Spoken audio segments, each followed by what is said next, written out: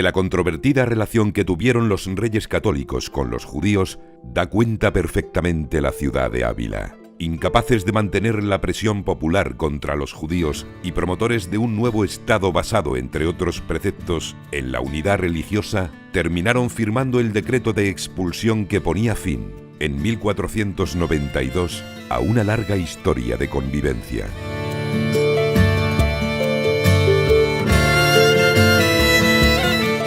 Si bien como dueños absolutos de su destino, velaron porque la salida de los judíos de sus reinos se realizara con las garantías y derechos que se merecía lo que hasta aquel momento había sido un bien de la corona.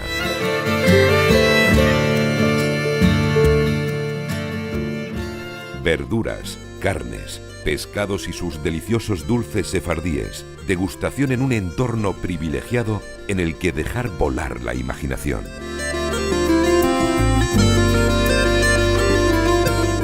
Célebre por su muralla, por sus palacios renacentistas y sus iglesias románicas, y por la huella indeleble que dejaron en ella Santa Teresa de Jesús y San Juan de la Cruz, los dos, por cierto, descendientes de familias conversas, Ávila fue y sigue siendo una referencia universal de espiritualidad, una Jerusalén que se levanta en pleno corazón de Castilla, el lugar donde Moshe de León escribió el Sefer HaZohar, el Zohar o Libro del Esplendor, uno de los 3 libros sagrados del judaísmo junto a la Torá y al Talmud.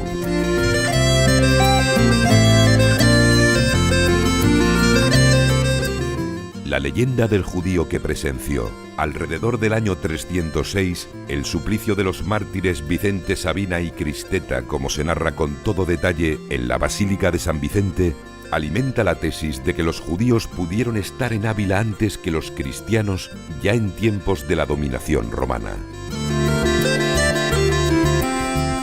Los judíos de Ávila vivieron alrededor de diferentes enclaves, como las proximidades de la catedral o el entorno de la calle Reyes Católicos, antes Cal de Andrín, donde se conserva aún la casa del rabino y donde estuvo la sinagoga de Belforad, ocupada más tarde por la Iglesia de las Nieves.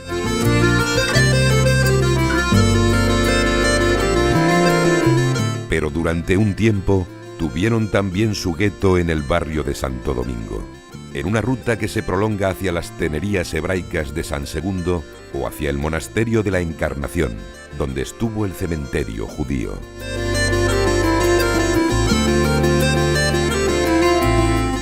El final de la historia se cuenta desde el atrio de la iglesia de San Pedro, en el que se celebró el juicio del Niño de la Guardia, desde el monasterio de Santo Tomás, donde el fraile Torquemada dirigía con mano de hierro la Inquisición, o desde la iglesia de Sancti Spiritus, frente a la cual estaba ubicado el brasero de la dehesa, donde se quemaba a los condenados por el Santo Oficio. Un libro abierto que evoca, a cada paso, uno de los momentos más fascinantes de la historia de la ciudad, de la historia de Castilla y de la de España.